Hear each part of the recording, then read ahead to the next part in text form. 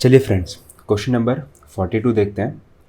ये क्वेश्चन बहुत ही ट्रिकी है, बहुत ध्यान से इसको पढ़िएगा और समझना है। देखिए, एक इंडक्टर है जिसका रेजिस्टेंस हमें दिया हुआ है, ठीक है, और इंडक्टेंस दिया हुआ है। तो एक इंडक्टर है, आइडियल इंडक्टर नहीं है, इसका मतलब क्या हुआ कि एक इंडक्टर का रेजिस्टेंस भी दिया हुआ है, ठीक है। और हमें ये पूछ लिया कि कितनी एनर्जी ये एब्जॉर्ब करेगा, ये आपको यहाँ पे बताना है। कब एब्जॉर्ब करेगा? 4 सेकेंड के दौरान, ठीक है। अगर ये प्योर इंडक्टर होता ना, ये रेजिस्टेंस की बात नहीं करी होती, तो हम सिर्फ यहाँ तक कैलकुलेट करते। भले ही क्वेश्चन में 4 सेकंड तक बोला है, बट यहाँ तक कैलकुलेट करते क्योंकि इसके बाद चेंज ऑफ करंट नहीं है।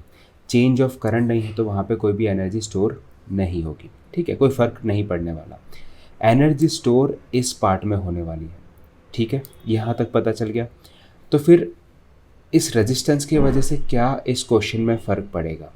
Because of this 1 ohm resistance अब हमें क्या करना पड़ेगा?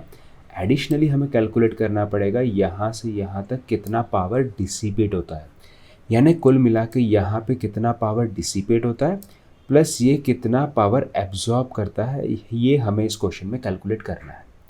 पहली चीज़ पता चल गई, ठीक है। अब एक फार्मूला आपको पता होगा कि L D I by D T, ये एक फार्मूला पता है, right, L D I by D T. So अगर हमें पावर एब्जॉर्ब कैलकुलेट करना है तो एक तरीका तो ये है कि हम सिग्नल का कुछ कॉन्सेप्ट यूज़ करके हम इस वेवफॉर्म की इक्वेशन लिख लें। और जैसे कि आप जानते हो, यहाँ तक मैं इसको रैंप कह सकता हूँ, ठीक है, और ये स्टेप जैसा है, तो मैं सिग्नल की मदद से मैं इसकी इक्वेशन लिख सकता हूँ और इस इक्वेशन को यूज़ करूँगा रेजिस्टेंस के अक्रॉस में पावर डिसिपेट करने के लिए। सबसे पहले ये चीज़ समझ में आ गई। हाफ एल आई स्क्वायर भी एक कॉन्सेप्ट होता है, ठीक है, ये भी दिमाग में आ रहा होगा कि हाँ वो भी तो एनर्जी एब्जॉर्ब है। चलिए, तो मैंने 2-3 चीज़ें आपको बताई, अब इसका सॉल्यूशन देखते हैं और समझते हैं स्टेप बाय स्टेप, ठीक है। देखिए, अब 0 से 2 सेकेंड के बात करें तो सबसे पहले क्या हो रहा है, यहाँ पे करंट चेंज हो रहा है, ठीक है, करंट चेंज हो रहा है तो हमने उस इक्वेशन को लिखा 3t, राइट। अब अगर जिनको नहीं पता कि 3t कैसे लिखा, मैं आपको बताता हूँ। इस तरीके से जब इक्वेशन लिखनी होती है ना, तो सिग्नल का कॉन्सेप्ट ये होता है कि ये वाला जो पार्ट है ना, यानी 6, राइट, यहाँ से 6t अपॉन इसका जो टाइम है इतना, उसको डिवाइड कर देते हैं तो हमें मिल जाता है 3t, उसका फॉर्मूला। सिंपल सा कॉन्सेप्ट है, टेंजेंट आप यूज़ करते हो, सिंपल सा कॉन्सेप्ट है। जो लाइन की इक्वेशन आप स्कूल में पढ़ते थे ना, तो लाइन की इक्वेशन में कैसे M X plus C Y is equals to M X plus C एक होता था, ठीक है, याद हो तो आपको, एम एक्स प्लस सी, यहाँ पे कांस्टेंट कुछ भी नहीं है तो सी की वैल्यू 0 है।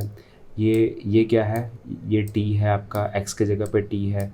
इसका स्लोप क्या है, स्लोप कैलकुलेट करने के लिए दिस अपॉन दिस, राइट, वो आप 10 की मदद से भी निकाल सकते हो, ठीक है। तो इस तरीके से आपने इसकी इक्वेशन लिखी 3t, ठीक है, ये आपको समझ में आ गया। अब जो 3t है ना, वो तो आपने निकाल लिया, ओके, ये बहुत अच्छा काम किया ये निकालने के बाद। अब हम बात करें कि 2 सेकेंड से 4 सेकेंड के बीच में क्या है, तो 6 एम्पियर है, ठीक है। अब आते हैं कि अच्छा एनर्जी एब्जॉर्ब कहाँ पे होगा, यहाँ पे तो एनर्जी एब्जॉर्ब होने ही नहीं वाला, कांस्टेंट है। तो मैं ये वाला पार्ट सीधा, मैं यहाँ पे इतना टाइम वेस्ट नहीं करता, मैं इसको यहाँ पे सीधा 0 बोल देता, ठीक है।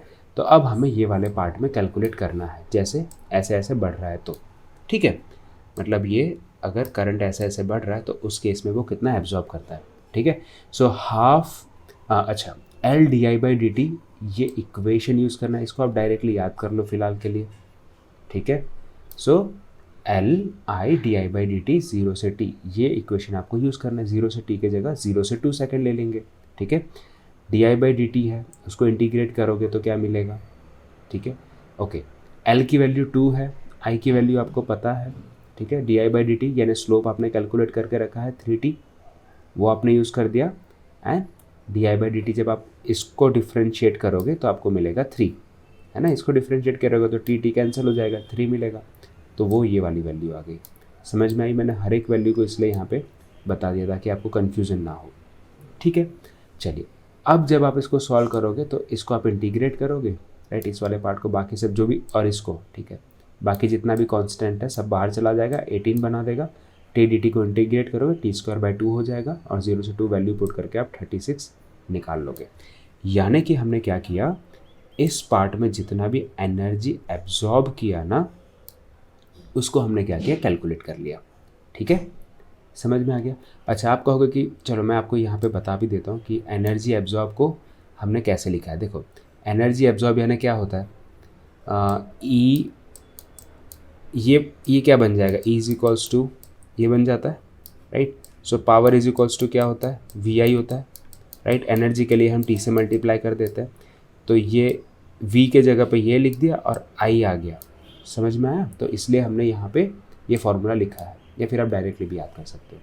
ठीक है, चलिए अब आते हैं कि देखो यहाँ पे तो कोई प्रॉब्लम होने नहीं वाली। अब हमें रेजिस्टेंस, जो रेजिस्टेंस है ना हमारा भाई साहब, वो डिसिपेट करेगा एनर्जी को, तो वो कैलकुलेट करना पड़ेगा पहले। ठीक है, तो उसका फॉर्मूला क्या होता है, आई स्क्वायर आर। ठीक है, अगेन मैंने क्या बोला, आई स्क्वायर आर पावर का फॉर्मूला है ना। अब इसमें मल्टीप्लाई बाय टी कर देंगे और यहाँ पे डी टी कर देंगे, क्योंकि यहाँ पे चेंज है। ठीक है, तो ये डी टी कर दिया। ओके, सो पावर कैलकुलेट करके मल्टीप्लाई बाय टी कर दोगे तो अभी आपको एनर्जी मिल ही जाएगी, कोई टेंशन वाली बात नहीं है। ठीक है, तो आई स्क्वायर आपका क्या है, 3t। कहाँ से कहाँ तक, 0 से 2 सेकंड तक 3t है वो आई स्क्वायर, जो आपने स्लोप का फॉर्मूला निकाला। और उसके बाद क्या है, उसके बाद 6 वैल्यू है। सो आई स्क्वायर के जगह पे 6 स्क्वायर हो जाएगा। समझ में आई बात। आर की वैल्यू 1 है, तो आप इंडिविजुअली इन दोनों को इंटीग्रेट करोगे 0 से 2 और 2 से 4 में, तो आपको कुछ वैल्यू मिलेगी। बहुत सिंपल से टी स्क्वायर का t³/3 हो जाएगा। ठीक है, ये t हो जाएगा, तो ये आपको सिंपल वैल्यू पुट करनी है, आपको 96 मिला। 96 है ना, 0 से लेके 4 सेकेंड तक रेजिस्टेंस ने डिसिपेट कराई, वो वाली एनर्जी है। और जो एनर्जी इंडक्टर ने एब्जॉर्ब करी, ठीक है, सो एब्जॉर्ब करी वो वाली 36 थी, जो हमने यहाँ पे कैलकुलेट करी। ठीक है, तो क्वेश्चन में क्या पूछा है कि यहाँ से यहाँ तक टोटल एनर्जी कितनी एब्जॉर्ब करी उस इंडक्टर ने। आइडियल इंडक्टर तो था नहीं, प्रैक्टिकल इंडक्टर था। ठीक है, तो उन दोनों का समेशन आप करोगे तो आपको मिल जाएगा 132 is the correct answer. I hope समझ में आ गया होगा। ठीक है, अब आता है नेक्स्ट क्वेश्चन। ये बहुत ईजी सा क्वेश्चन है। ठीक है, इसमें क्या किया पता है, consider the star connected as shown in figure. ठीक है, ए बी के बीच में सी को ओपन रखा और बोल दिया कि ए बी के बीच में कितना 6 वोल्ट है, यानी क्या हो गया, R A plus R B is equals to 6 ohm हो गया। ठीक है, अब ए को ओपन कर दिया और बी सी के बीच में बोल दिया, तो R B plus R C. ठीक है, R C is equals to क्या हो जाएगा, 11 हो जाएगा। सिमिलरली बी को ओपन कर दिया तो R A plus R C, right. अब 3 इक्वेशन है, right, R A plus R C is equals to 9।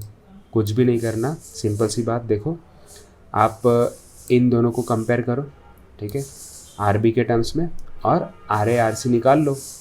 ठीक है, आर इक्वेशन नंबर 1 में से इक्वेशन नंबर 2 को माइनस करो, या इक्वेशन 2 को 1 में से माइनस कर दो। ठीक है, बस इतना सा कर लो आप लोग, तो आपको आर ए और आर सी के बीच में रिलेशन मिल जाएगा। इसके साथ कंपेयर करके वैल्यू कैलकुलेट कर लीजिएगा, बहुत ही सिंपल है, इसके आंसर आ जाएंगे। ठीक है, चलो, oh this is the simplest question again, this is the last question of this series, क्योंकि मैंने क्या किया 22 से लेके 2000 तक में जितने भी क्वेश्चंस इस पर्टिकुलर टॉपिक से पूछे गए हैं ना बेसिक, वो सारे कवर किए। तो this is the last question of this series. ठीक है, उसके बाद देखते हैं। सो टू इंस्कैंडेंट लाइट बल्ब, ठीक है, ये उसकी रेटिंग है, सीरीज़ में कनेक्टेड है। तो क्या होगा पावर कंजम्पशन के बारे में, तो देखिए P is inversely proportional to the resistance, right. Power consumption अब यहाँ पे रेटिंग दे के रखी है। ठीक है, तो क्या होगा, यानी कि resistance is inversely proportional to 1/P। ये बात समझ में आ गई आपको। ठीक है, अब यहाँ पर देखो, अब यहाँ पे पावर अगर ज़्यादा है तो रेजिस्टेंस कम है, और रेजिस्टेंस कम है तो वो ग्लो ज़्यादा करना चाहिए, ये एक मान्यता है। ठीक है, सो जनरली हमारा माइंडसेट क्या कहता है, अगर हम ज़्यादा कुछ नहीं सोचते ना तो ये आंसर होना चाहिए। पर बिकॉज ऑफ दिस रीज़न हमारा 40 वॉट वाला ज़्यादा ग्लो करेगा, क्योंकि 40 वोल्ट का जो रेजिस्टेंस है वो ज़्यादा होगा। ठीक है, 40 कम है और रेजिस्टेंस उसका कंपैरेटिवली ज़्यादा होगा। सो पावर कंजम्पशन, राइट, देखो मैं आपको बताता हूँ, resistance of 40 is greater than resistance, right. So inversely proportional है इसलिए। सो इस वजह से सीरीज़ में कनेक्शन है, सीरीज़ में कनेक्शन है तो क्या होगा, करंट तो सेम रहेगा, ठीक है, करंट सेम रहेगा। Now the power consumption with this, ये 40 वोल्ट बेचारा कमज़ोर सा है बट फिर भी वो ज़्यादा पावर कंज्यूम करेगा, और ज़्यादा पावर कंज्यूम करेगा दैट मीन्स कहीं ना कहीं ज़्यादा ग्लो करेगा, ठीक है। तो आई होप समझ में आ गया होगा। आप सिंपल, अगर इतना ज़्यादा भी नहीं सोचना था ना तो सिंपल सोच सकते थे कि जब भी 40 ओम और 60 ओम, ठीक है, सीरीज़ में कनेक्टेड है तो रजिस्टेंस इसका 40 ओम वाले का रजिस्टेंस ज़्यादा होगा, 60 ओम वाले का रजिस्टेंस कम होगा, ठीक है। तो जिसका रजिस्टेंस ज़्यादा होगा वो ज़्यादा ग्लो करेगा, बस सिंपल ऐसा भी समझ सकते थे, ठीक है। Thank you so much.